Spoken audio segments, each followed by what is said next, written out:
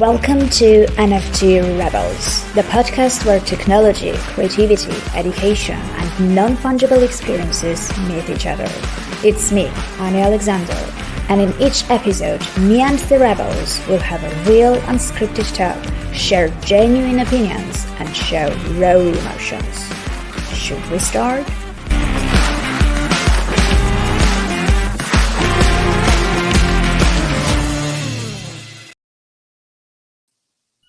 Hello. Hey, everyone. Hi. And welcome to the NFT Rebels. Hello, everyone who's watching. Maryanne is in the studio. I really am super happy that we made this happen because I really wanted to talk to you because, as you know, I think NFT Rebels should be about powerful stories, and I haven't met many people who have more powerful stories, or even getting closer to what you've got.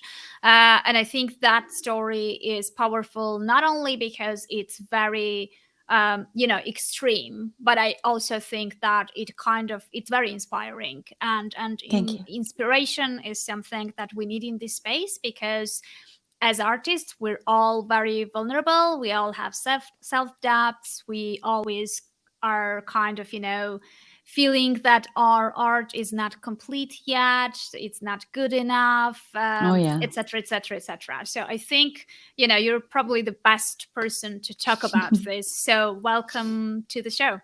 Thank you. Thank you for having me. Well, oh my God, I don't even know where to start from, but start I guess with whatever you want. Let's start from, so basically today, the way I shaped the topic was basically art and NFTs as kind of the continuation of art, being that gateway to freedom, right? That's right. And in your case, probably that would be even kind of relevant if you take it literally, yes. at some shape and form. So let's talk about that. But before that, I guess probably it makes sense to start from the very beginning and just, you just tell me, when did you start creating art? Because I know you've been in the space for a very long time, and I'm not talking about the NFT, but in general, creating art thing. So I guess we'll just start from before and after things. So before the NFTs, when it was just a traditional art, what were you doing?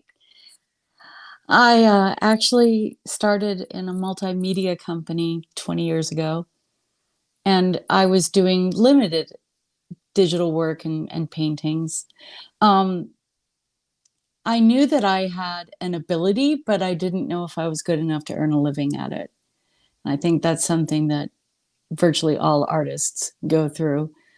And so when about the year I'd say 1999 or 2000, we lost everything. And one day I just had this realization. No. Hey, come here. No. He wants to tell his story too. I'm sorry. We have little furry babies, and she's my furry baby, and she's annoying sometimes. I love you, but you're annoying. Okay? Yes, I love you. Okay. I made a decision one day when they took all of the stuff that we had decorating our home. I thought, well, I could just repaint things. I could paint things. They can't take my paintings. That was actually the very first thought I had when I decided that I could do more in art. So we started doing all sorts of things, clothing and shirts, and it was a very tumultuous time. Everything that we did during that time was rather destined to fail. They were so bent on prosecuting me and sending me to prison that I wouldn't say actively sort of sought out to sabotage us, but they told our clients not to work with us and the state.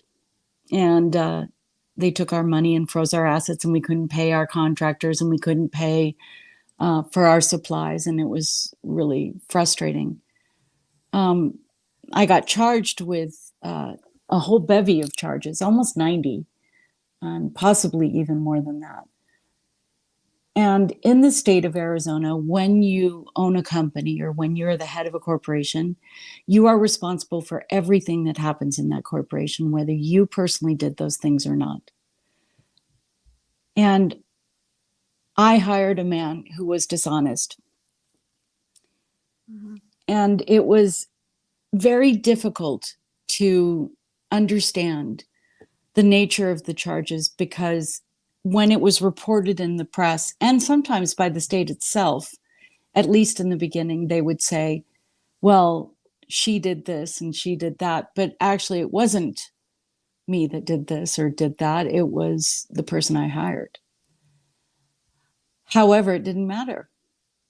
In the state of Arizona, it doesn't matter if you know, it doesn't matter if you're guilty. What matters is, did it happen? Yeah, it happened. It doesn't matter who did it. And they blocked my ability to defend my charges on the merits because of mental illness by doing something called a motion in limine 5 years before my trial that prohibited me from bringing up anything to do with mental health. So I was never able to address anything on the merits. And it was a horrific experience. It was like having your story defined and told by someone who makes it up as they go. So it didn't even matter in the eyes of the law what other people said or what they believed or what they felt. And so I was sentenced to 27 years in prison. Wow. And the only thing I thought the day that I was sentenced to prison was, it's going to be okay. It's going to be okay. Someone somewhere is going to know that this isn't what happened. And it took 14 years to get through it to the other side. But I was released. And I was released because of a victory on appeal with sentencing reduction. But I was never exonerated. Oh wow. So you, I mean, basically, 14 years of your life were kind of not gone, but they were like completely changed and limited in any shape or form for something that you haven't done, and That's that right. those 14 years could have been 27 basically, That's right. if And nothing I else wouldn't happened even say to something that I haven't done, because it's irrelevant. I mean, I maintain that I was not guilty of the charges I was convicted of. But I also maintain I was bipolar.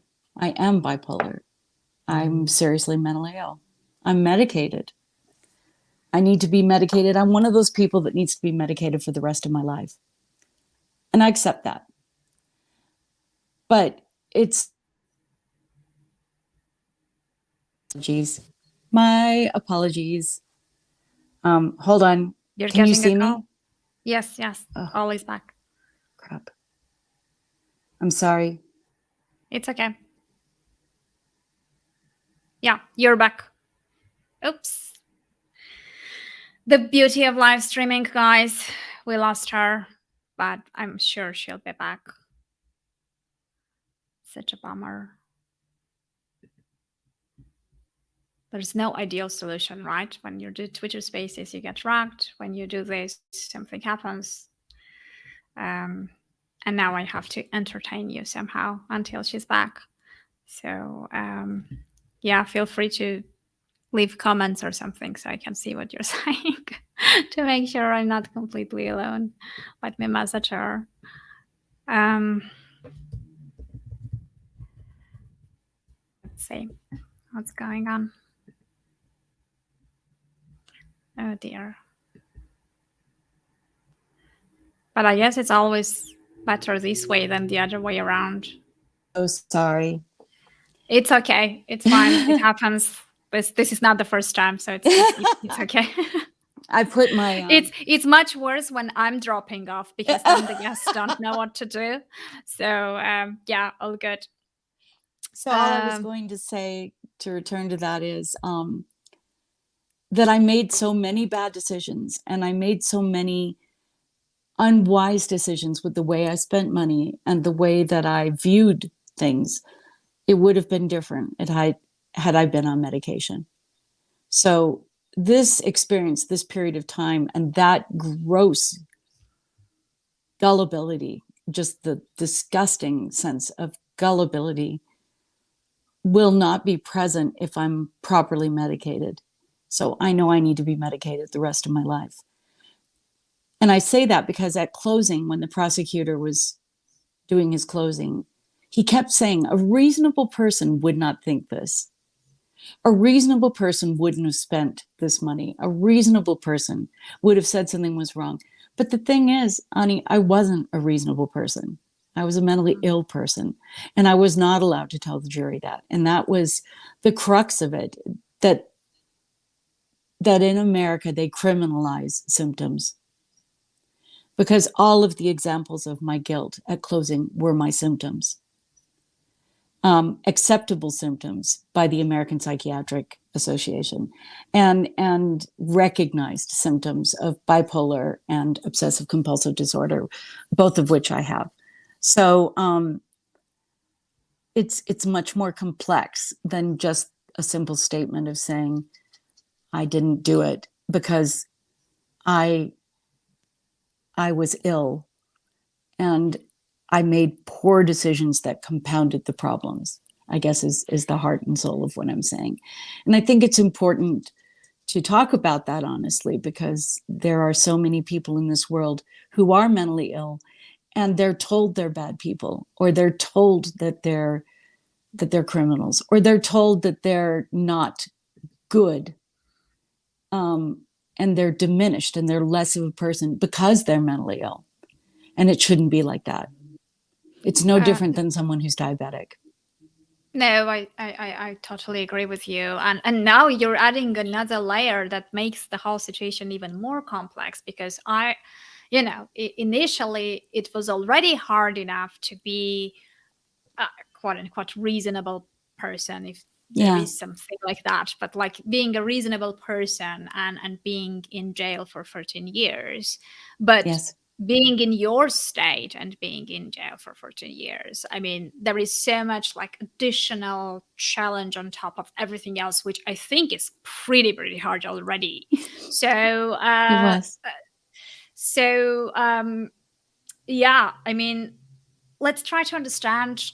I mean, yeah, you were telling yourself that it's gonna be okay, and you were trying to sort of grasp the situation and deal with it. But I'm sure it was extremely hard. So It was. when you were there for so long, I was there um, for so long. I never thought I'd see my family again. I never what thought I'd kept see you my going? husband again. What kept you not to give up? Because I'm sure that many people in your position would have given up, would have broken. It would have been very hard for them to sort of to keep that courage and to keep that hope inside them, and to force themselves to within certain limits to do whatever they can to continue living Yeah, and waiting for something. I So did. I did have times where I gave up. But inevitably, this is going to sound really corny, but inevitably something almost magical would happen. Something spiritual and wonderful would happen when that happened. And when I found myself in my darkest times, um, I would hear this little voice say, "It's important that you realize that there's another side to this, that you're going to come out of the other end of this." So even while other people were telling me that I'd be there forever and that I would die there, and I would never hold my husband again or meet a grandchild or have any kind of experience, um, something inside of me said, no, that's not what's going to happen here. And you need to keep faith. And it's something that was like this core of resilience, you know. So I spent those 14 years studying world religion. And I studied Hinduism, and I studied the Bhagavad Gita in Sanskrit. And because, I mean, where else are you going to have time to do something like that? Oh, yeah. um, I studied all the religions I possibly could because I wanted to understand what the common thread was. So I made that my mission. And then each day, I would paint. I would paint my emotion for that day and my ability to cope. So I painted 5,600 and I believe 40 paintings altogether. Wow. I tried to do it every day. There were some days I just I couldn't bring myself to do it. But on the whole, it gave me a purpose that was absolutely devoid. Prison is not for reform in America. Prison is punishment in America. You may think that you're going to prison and that is your punishment, but that's not the way that society looks at it. When people go to prison, they are punished. So you're treated poorly, you're dehumanized, you're an inmate, you're technically property of the United States. It is a startling and horrific way to view your existence. But they couldn't take my thoughts and they couldn't take my brain. And I painted to leave there every day on paper. And I did. So yeah, so I think it's just it proves yet another, like, another way that how powerful the art is, and how Yes. much it's kind of basically that was your gateway to something brighter, I presume, or to, you know, that helped you cope with the emotions and with everything that you were going through, Yes. probably. um It was and everything. and doing I it couldn't cope. daily, doing it daily, and producing so many pieces, it's just mind-blowing. So would you like, how would you see your journey? Do you like, would you see a difference, a progress, kind of, you know, were you developing further, were things changing when you were Oh doing yeah. it? Like, what was happening, like, in the life side of things? Like, how was it changing you from like non-artist but like a human perspective, and how your art was being changed by going through the whole process? My art did change. In the beginning, it was very dark. But there was an undercurrent of constant hope. I didn't want my children to look back on my art. I didn't want my husband to look back on my art and say, clearly my wife was, you know, suicidal during this time, because those thoughts existed. And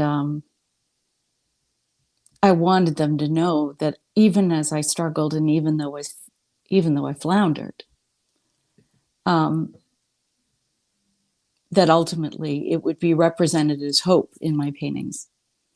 That I would use the laws of attraction in particular to live beyond the pages and the environment that I was.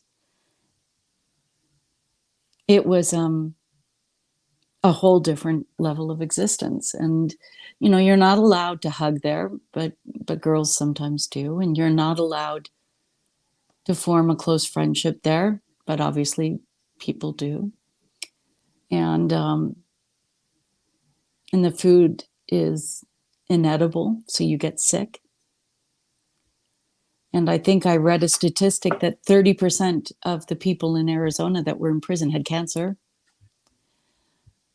So I was working with the American Civil Liberties Union for a while to improve healthcare in the DOC system. And we and we won that. We won a settlement in that. But it's almost like scraping the top layer of scum off something and then realizing that the entire cake or vat or jar or what have you is scum. So you're scraping scum off scum. It's going to go right Yeah. back to that cesspool. But it was like it was the opposite of everything that we are here. You know how we look forward to weekends and holidays here, but there you didn't. There you dreaded them, and you just wanted to get to the other side of them, in the hope that the next time that you could be with someone you love or have a better life. The other thing is that as you lose family members, as people die, it makes you reevaluate and understand how important it is to forgive not only people that wronged you, but yourself. That was all a journey in my art during that time. Like I would berate myself and then forgive myself and then um, cry out in pain and then try to self comfort and self heal. Sometimes it was successful and sometimes it wasn't.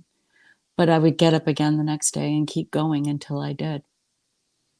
I painted a piece called The Bright Side of a Bad Day, the day that I lost my second appeal. We had won sentencing relief, but it was kind of like being told, well, you won, but we're going to leave part of it anyway. There is no concrete justice. There's no such thing, at least from my life and my case. No such thing as justice. There is the story that one side wants to get out.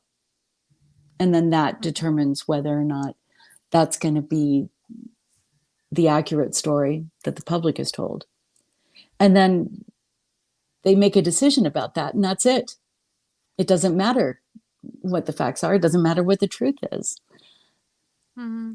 And I will always have that story behind me. And I think about it as someone else's story because it's not my story. It's like a novel about someone.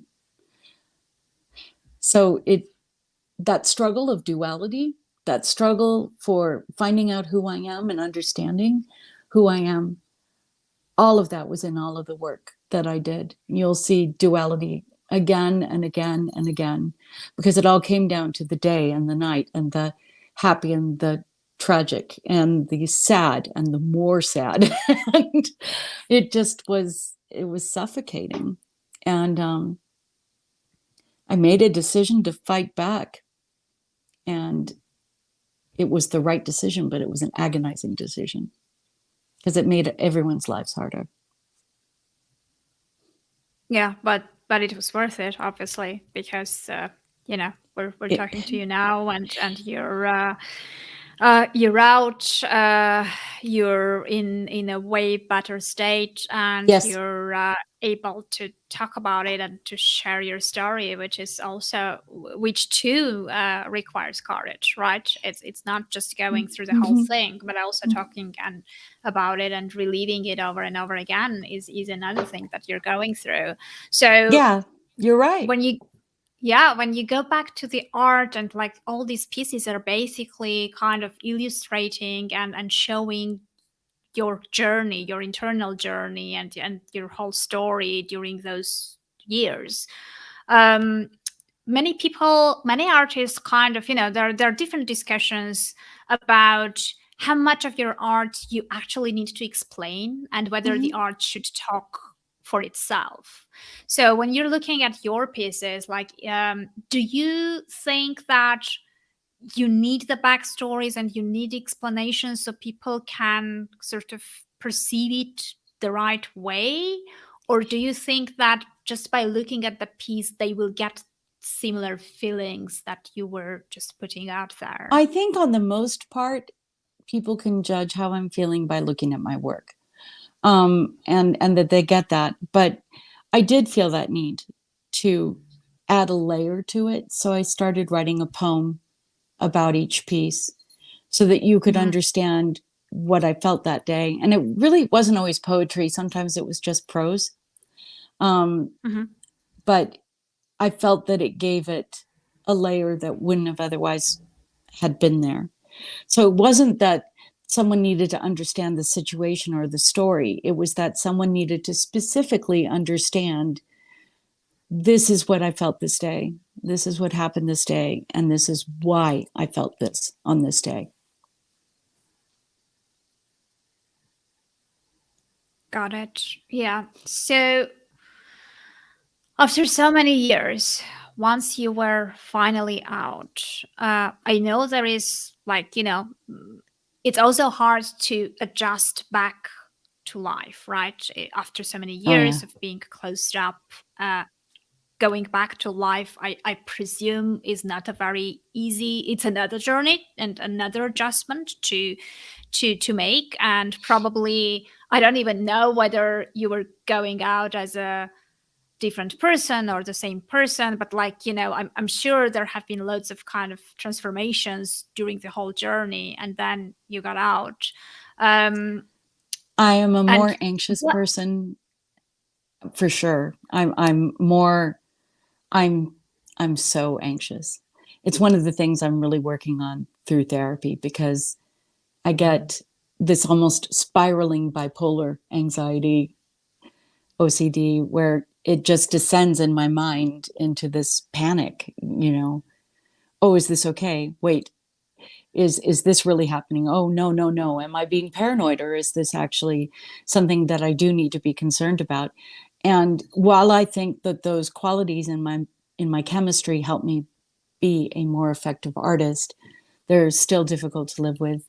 And I have obviously uh, really intense PTSD. I still can't handle big crowds. I don't like gatherings where people are there. Everyone Mhm. thinks that I'm extroverted, but I'm not. I am. I am uh, an introvert that's willing to run in front of a car to try to tackle that shortcoming. Um, so I'm antisocial, um, but I'm working on it, you know. And I feel like without art, I I wouldn't have made it.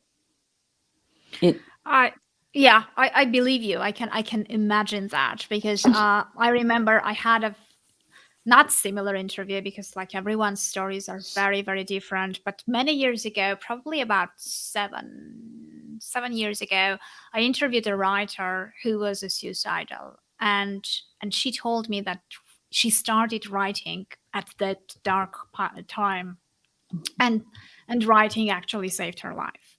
It kind yes, of helped her cope with things, and eventually now she's a full-time writer. She mhm, stuck to it. She made it her good. her main life purpose, etc. But that was kind of the moment Hmm. where it was another kind of example how art can actually save lives, literally save lives, right? It does.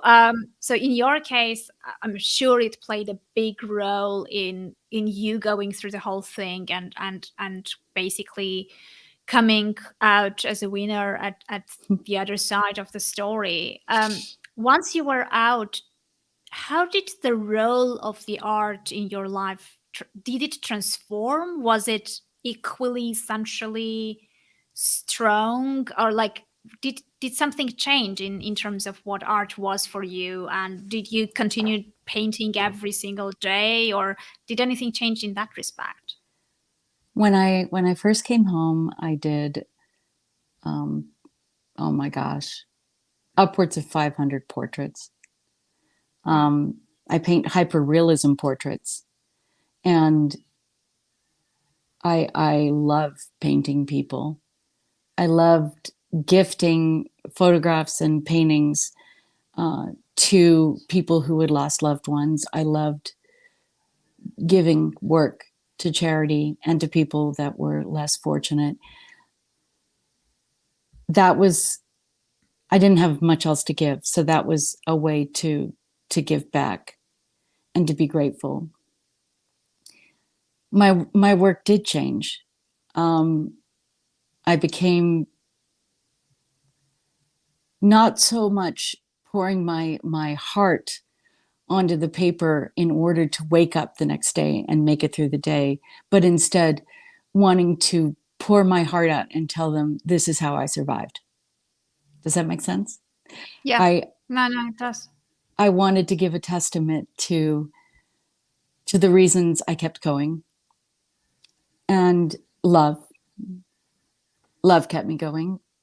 My husband stayed with me through the 14 years I was gone. My children stayed with me. My parents stayed with me. They supported me and believed in an end to this. And it was so hard for all of them to be teased or to be told by other people, well, your mom is a crook or a fraud or a scam artist. And they had to basically say, you weren't there. You you didn't experience it. You don't understand what happened.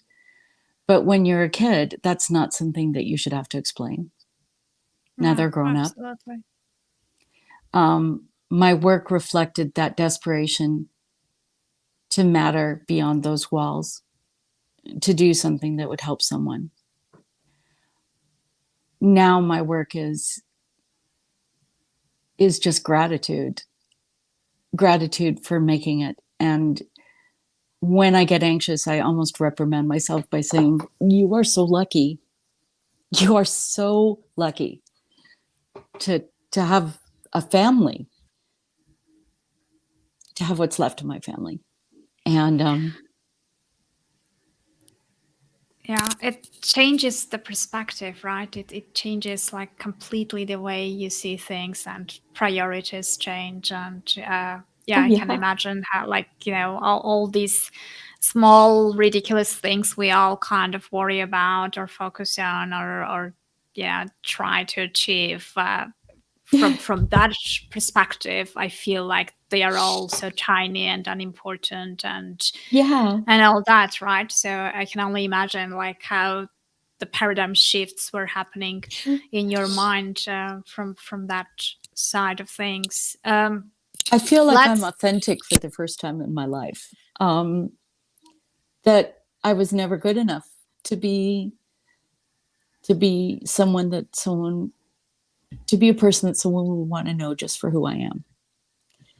It's another mental health thing. I'm pretty sure it's an artist thing too, for sure. I'm not I'm not special enough. I'm not good enough, you know.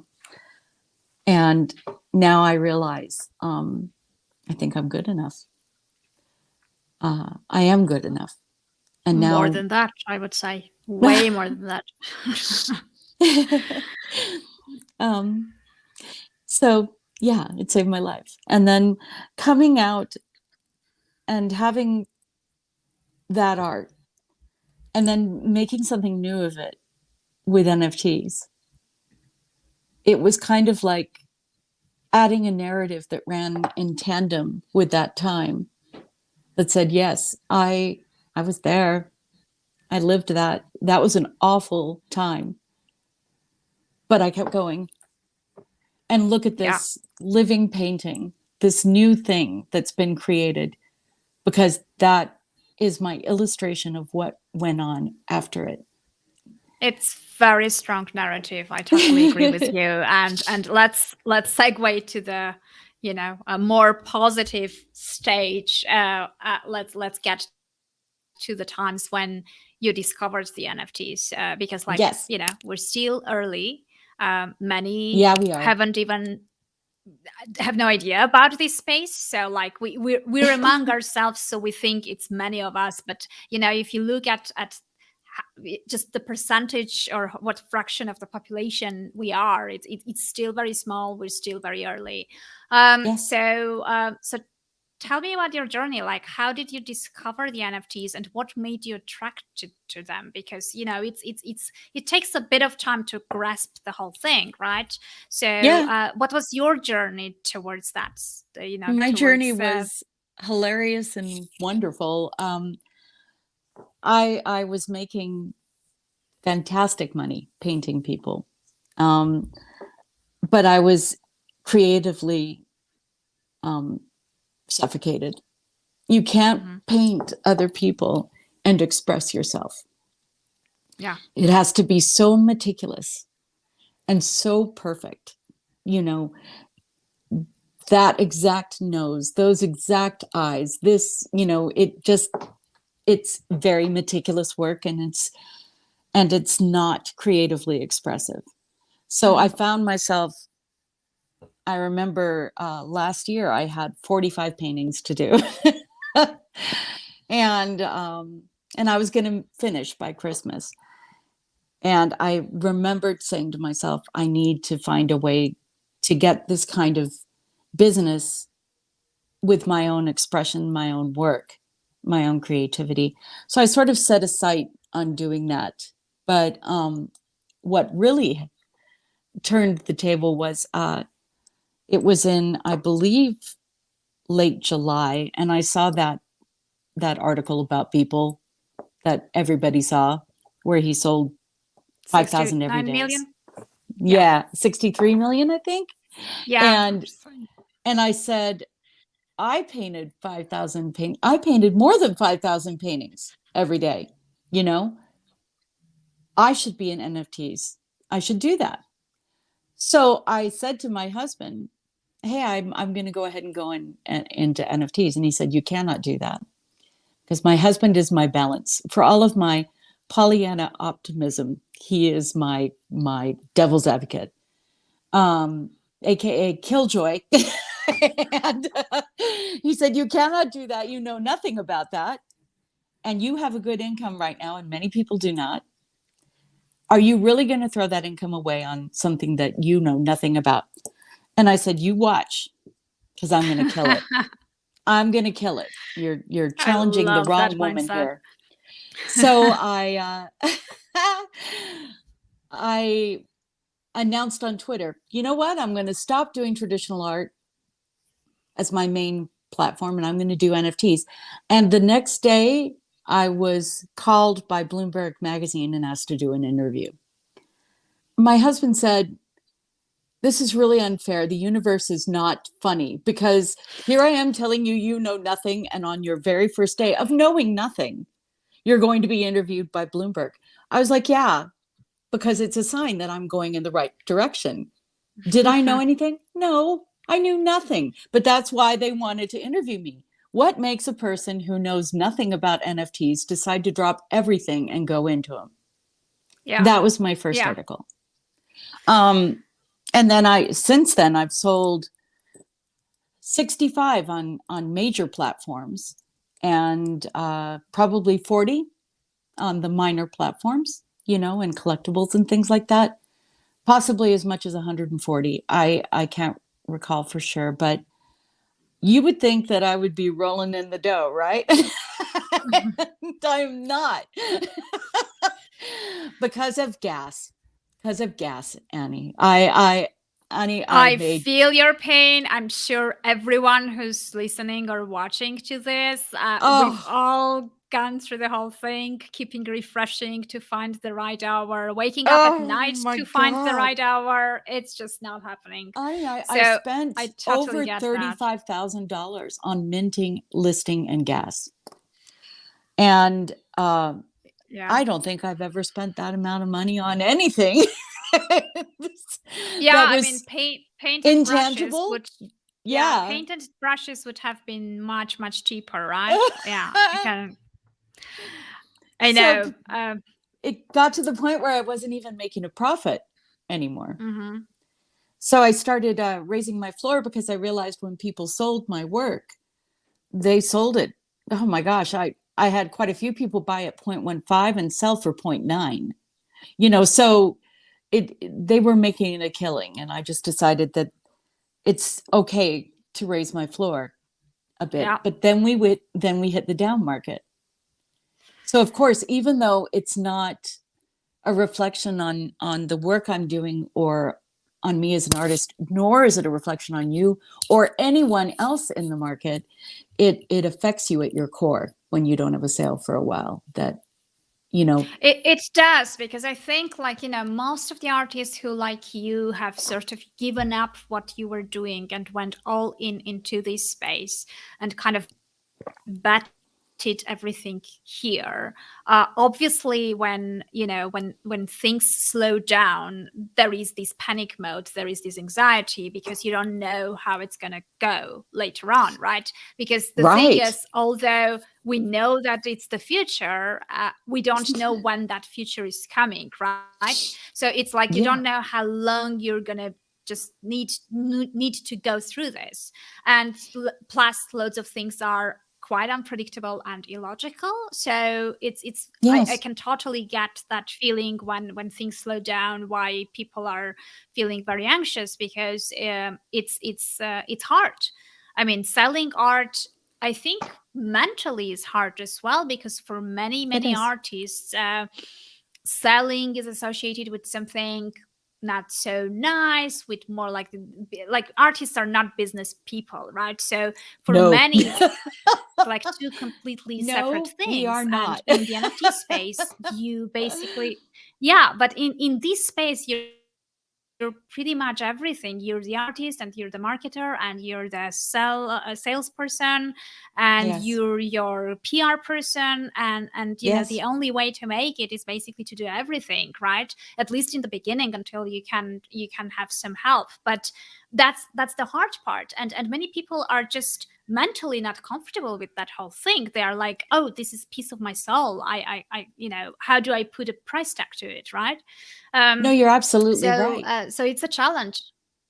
Well, plus then Yeah. there's the issue, the price tag of, do I deserve that? Am I asking for too Yeah. much? Why do I think I deserve that? You know, it is the entire internal struggle of, I don't think that I'm worthy.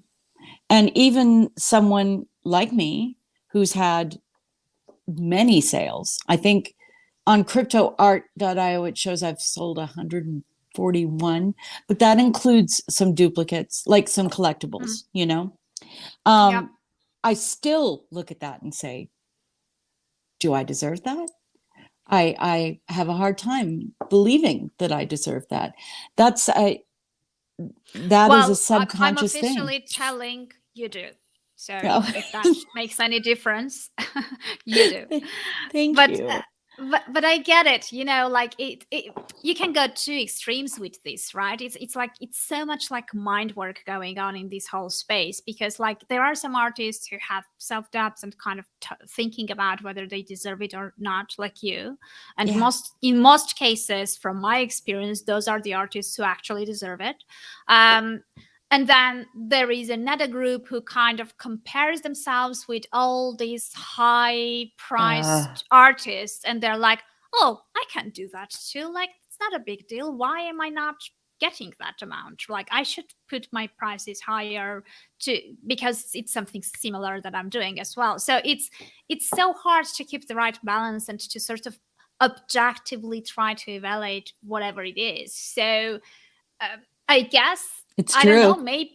Maybe we should just let go and have the people who are buying it decide that kind of thing. It Because is if totally they're true, Ani. it because It is, I but just it's don't easier I said don't than know done. what's, yeah, because I just feel like there's no, how do you actually, I don't think there is any like right way to come up with pricing, right? Because it's not only your decision, you have another person on the other side as well, who's going to decide whether You he's willing do. to pay that price or And not. what I've learned, it was a hard lesson, but what I've learned is when you drop your floor, it doesn't mean that you're going to get a guaranteed sale. It Yeah. it doesn't mean that more people are going to come and look. I actually believed that that was the case. When you drop your floor, you're letting people know that you have less faith in yourself. So I'm really working on not Yeah. doing that anymore. Uh, yeah, I would tend to believe that. And I feel like it's the problem with, and I've seen this in business usually, in most cases, is that when people do big discounts or start with low prices, that low price itself in people's mind makes this association of that thing being cheap, right? So you Or that's may the level of just, quality. yeah, exactly. Hmm. So it's sometimes that price tag actually tells something more, and kind of, I don't know. But in No, any you're case, right. it's tricky. It's a tricky thing, and I just feel like, to me personally, it's just okay. What am I putting this price on that if it doesn't go to auction, if there is no bid war, if someone just gets it with that price, I won't feel bitter. I will be okay with that. That's kind Oh, of the way I look at it. that is Because, exactly the way to look at it. Right there. That's a beautiful and eloquent way to look at it, because if an auction is won and you know you're not even going to clear gas, it you resent it. yeah, So you feel you're like, right.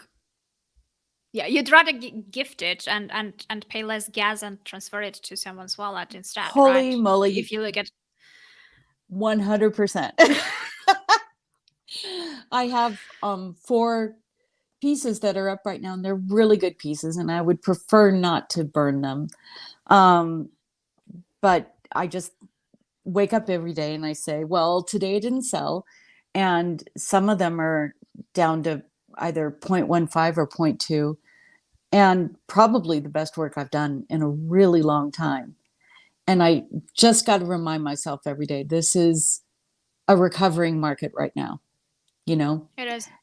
And don't judge the people that collect you by what work is available that's not yet moving, because it will find the right owner.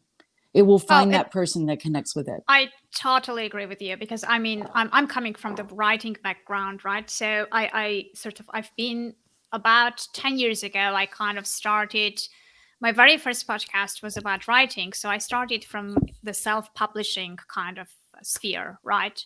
Yeah. And I knew so many writers who basically were in the same situation, right? Most of them had this struggle of understanding how to market their books, how to get visibility on social media, how to make people know it. And I think, Yeah. like, consuming books is so much harder. Like, Yes. it's a harder sell, because it's more time and effort that people are putting into consuming your art. It's not something that they would see and get it, right? So it's a little bit trickier in that respect. And so there were several writers who kept writing books, and they were not selling, but they had like 10 books under their belt already self-published on Right. Amazon, just sitting there completely ignored. And then at one point, one of those 10 books would just pick up. And what happened would Yes. be, just within a few months, everyone who wrote who read that one book would go back and read every other book from the author, and then oops, did we lose connection? Are you back, That is absolutely stellar. Yeah, Maryanne? You're you back? blipped. Yeah. Yeah. And then, yeah, sorry. No, So, no, and no. then You were basically, losing your connection, but then it caught everyone up. else would go back and buy all these books, all these other 9 books. Yes. You're So, right.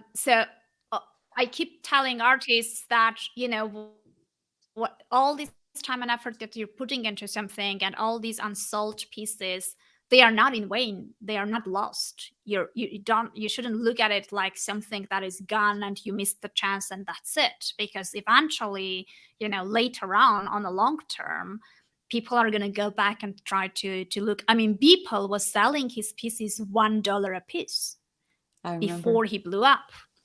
Yeah. There were many people who were not rich at all and who just liked the piece and bought it for $1, right? Yes. Now it's like these people are have a very valuable piece of art, but it's exactly the same piece of art. Yes. So that's how to look at it. Like, That yes, I is a mean, it fantastic is, analogy. it's not sold, but it doesn't mean anything. Yeah, No, you're I mean, right. all even some pieces from the everyday collection were sold by $1 a piece back in those days, Wow. and it's and people were getting them. So basically, that's the beauty of this space, because you don't have to be extremely rich No, to end up having amazing pieces in your wallet, which way you're right. may appreciate in the future. But even if they don't, they are really great pieces that at a great price at the moment, right? It's So fantastic. so yeah, it's just yeah. So yeah, just another inspiration from Beeple, basically. But Beeple is inspiring. just, He's and that's another, consistently inspiring. yeah. And I think that another thing that no one talks about when we talk about these inspiring stories, and specifically when we talk about Beeple, and there are many other artists who made it, quote unquote, made it kind of, is the fact that everyone thinks it's overnight success, but those guys No. grinded for over 10 years, day in and day Yes. out, to get there. But no one talks about that, right? Everyone thinks like, oh my god, NFTs are this big thing, it's blowing up, I'm doing something as well, why not just try it, right? And there Yeah. is a difference, there is a There difference in is a difference. quality, there is a difference in kind of, you can't make up in 10 days by just trying few things, like 10 plus years of grinding of an artist, right? And all these articles, they never actually spoke about the fact that this guy has been around for a long time, that he's been working really hard, that this was like the end after effect of all the hard work that he's done. No one loves to hear about that. Everyone loves to hear about, like, all the headlines were focusing on 60 whatever million. No No, one you're actually absolutely focused right. on what it took to get there. And I think it's an important thing, because then people come with wrong expectations and then they get disappointed. Of course.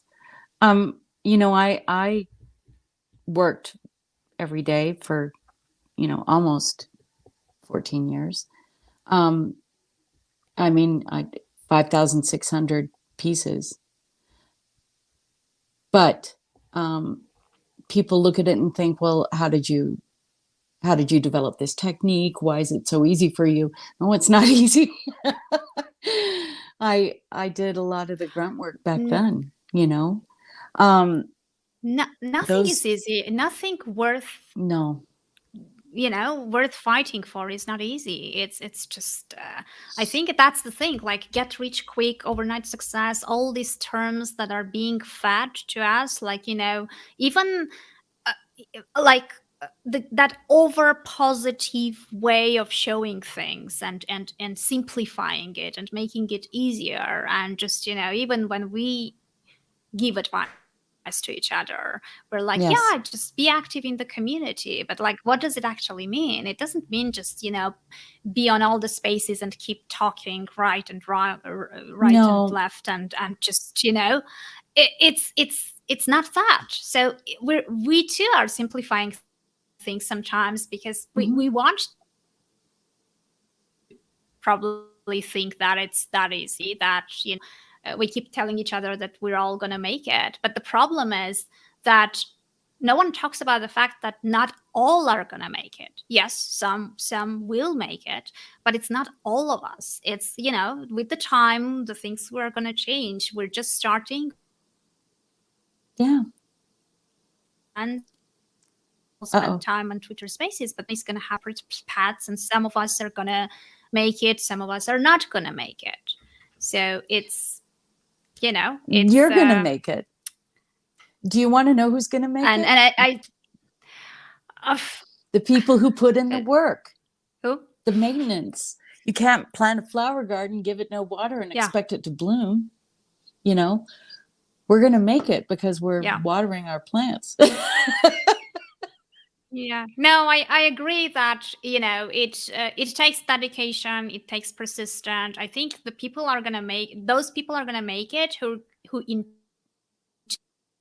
2 or 3 years time are still gonna be around and are gonna have done the groundwork and the daily effort and dedicated kind of grinding for those 2 3 years. Yes. And I'm sure not everyone will be like, if you look 3 years later back at the big group of people who were around us, some of them won't be around us anymore. You're right. Maybe some new people will be coming. Like it will be changing, but it's normal. Like the market will mature. Expectations Yes. will get higher. Collectors will demand And they more. should be.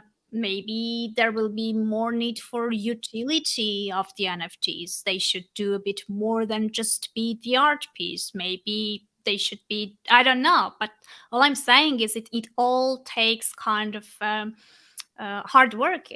There's nothing that happens like very easy and smooth and fast. And even for artists, keep developing. They keep going through things. They keep finding new ways. They keep thinking about how to do things differently. So it's gonna take some time. I think so too. Um, do we? What I suggest is let's just launch a Twitter Spaces and Sure. see if anyone would like to talk to us there. So Okay. we'll just move there. I'm I don't know if I'm sorry if we ended up like having a very emotional and deep conversation, but I just felt like there was no way around it. No, I think that So it's okay because by talking about it, other people can see if I made it through that, they can make it, you know? oh, I definitely. am the So extreme case that people look at and say, she made it through that. How'd she do that? So I want them to know how I did that so that they know they can do it too. yeah, absolutely. I think it's very inspiring and very positive outcome, and I'm very happy that things turned out the way they did for you. Me too. So thank you very much Thank for the you. time. Thanks a lot for the episode, and I'll just boot Twitter Spaces now, and let's Okay. see if I hadn't scheduled anything on for Twitter Spaces because I didn't know whether we'll do it or not. So I'll be there in let's 5 minutes. I'm going to grab a cup okay. of coffee. I'll do the same, and in 5 minutes, everyone who's watching will be on Twitter Spaces. If you would like to have conversation with us, and especially with Maryanne, just hop in. All right. Okay, take Thank care. you. Thank you for having me Bye. on today. Bye.